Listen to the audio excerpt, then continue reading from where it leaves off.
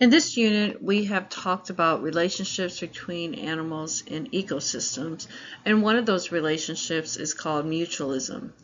So I want to talk about the acacia tree and the mutualism relationship it has with the ants that live on the tree.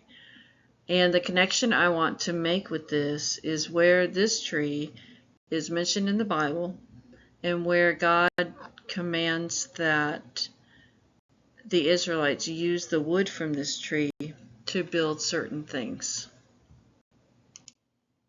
So this video here, I can't show it in this recording, but I'm going to post a link for it so you can watch it separately.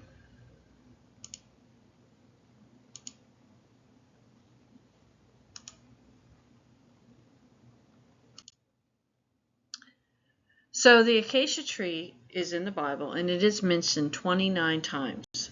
It appears in Exodus, Deuteronomy, Isaiah, and Joel. In Exodus 25:10, it says, "They shall make an ark of acacia wood.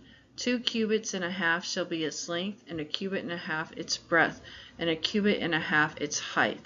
So the Ark of the Covenant, which was very sacred to the Israelites, was made from acacia wood, and this wood was overlaid with gold. And then in Exodus 25:23, it says, "You shall make a table of acacia wood.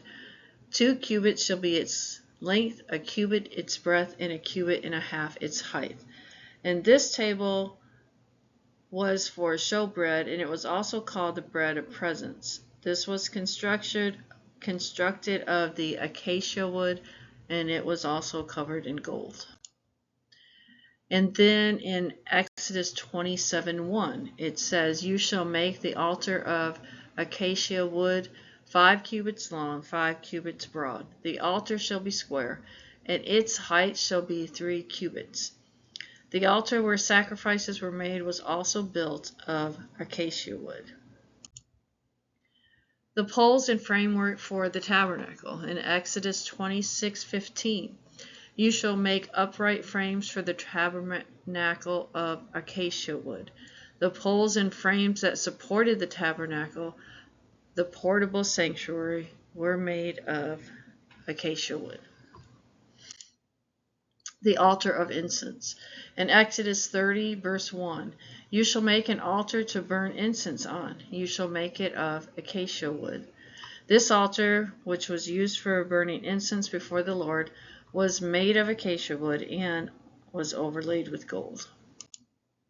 So why use acacia wood? What is it about this wood that God wanted them to use to build all these things in the tabernacle?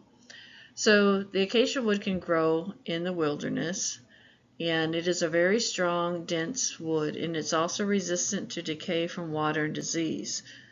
And so when God wanted something built, he was very specific. He said what type of wood he wanted, he told them the dimensions, and he expected them to do as he asked. So the wood is a type of wood that can also symbolize strength and purity.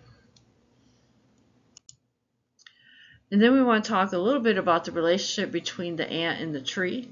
In Ecclesiastes 49, verses 9 through 12, it says, "Two are better than one, because they have a good return for their labor." So this is definitely true with the relationship between this ant and the tree.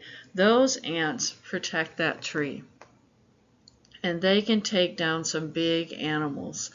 They're pretty strong ants, and they're not some of the ants that we have in the United States. Are very powerful ants and a lot bigger than the ones that we typically see.